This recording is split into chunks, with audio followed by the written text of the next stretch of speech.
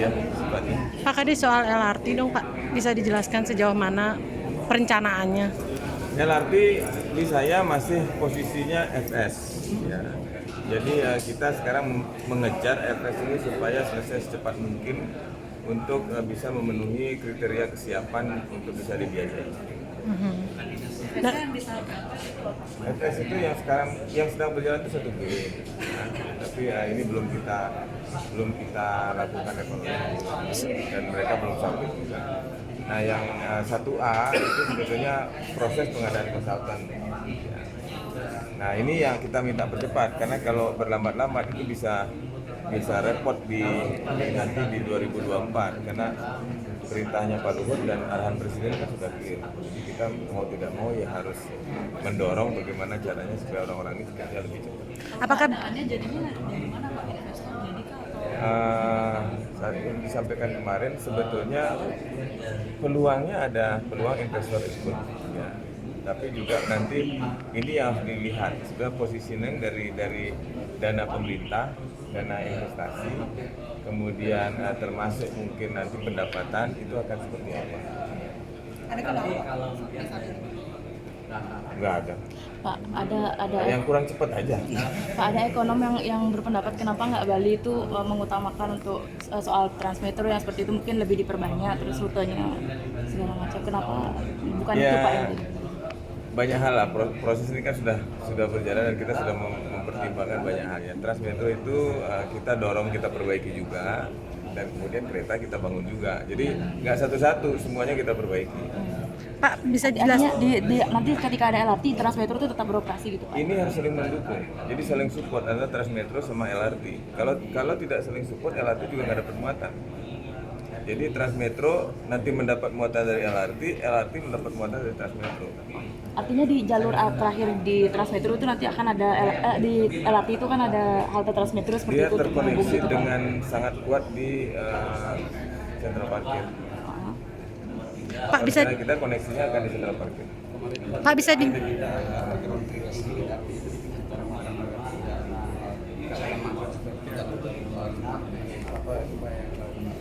Pertama kami sangat setuju dan ini karena itu groundbreaking itu dipastikan pendanaannya.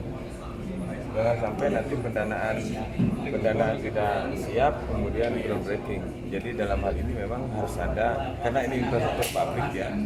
Peran pemerintah perlu juga kita clearkan dulu ini peran pemerintah nanti di mana. Jadi seperti kemarin Pak Menteri Bappenas menyampaikan bahwa pemerintah harus hadir dan kemudian beliau membuka opsi untuk menggunakan sumber pendanaan yang lain selain loan gitu ya.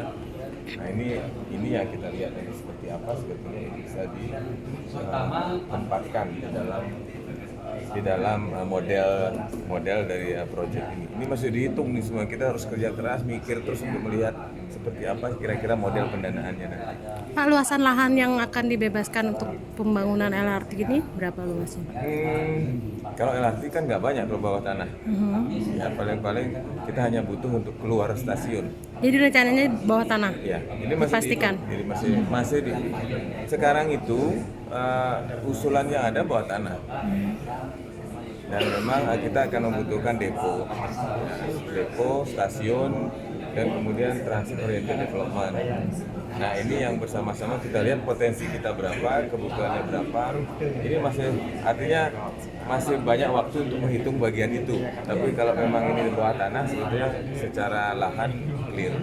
Kalau secara studi mungkin ilmunya seperti tanah di Bali itu seperti apa sih Pak? Apakah aman untuk membangun bawah tanah itu atau gimana? Di kedalaman yang diharapkan aman. Berapa Pak yang diharapkan? 30 meter. 30 meter di bawah tanah. Ada yang beranggapan bahwa baru terlalu cepat membuat LRT padahal masyarakat sebagai katanya belum membutuhkan seperti itu. Saya sih mencoba menghitung ya, orang Bali itu pertama kalau terus-terusan pakai mobil sendiri atau pakai kendaraan sendiri itu akan kita tidak punya cukup jalan gitu itu. Pilihannya macet. Jadi mau pilih mana, mau pilih macet atau mau pilih beralih. Nah kalau kita memang mau beralih harus disediakan infrastruktur yang memadai. Kalau infrastrukturnya nggak siap, nggak memadai, Orang Bali lebih enak naik motor gitu. Nah tapi yang jelas orang tidak bawa kendaraan, orang yang datang ke Bali dia naik pesawat nggak bawa kendaraan. Ini kan yang kita tidak perhitungkan selama ini. Jadi kita tidak boleh hanya menghitung orang Bali saja, tapi hitung orang yang datang ke Bali yang jumlahnya per tahun itu bisa mencapai sampai kedatangan orang asing saja sudah 6 juta per tahun. Kemudian kedatangan wisatawan domestik itu sampai 8 juta per tahun. Ini jumlah ini kan harus diakomodir.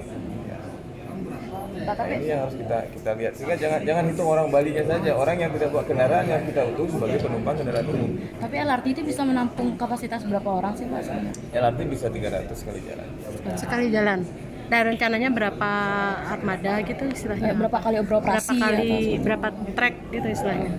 Iya, tanya ahlinya Sudah ada. Kalau itu kira-kira Bali ini seperti apa sih kira-kira, tapi tentu Di FS saja nggak ada tapi Pak? di FS pada tahap awal kita hanya punya 5 set. Nah, 5 set berarti 5 kali 300, 1.500. Dalam satu hari Pak ya?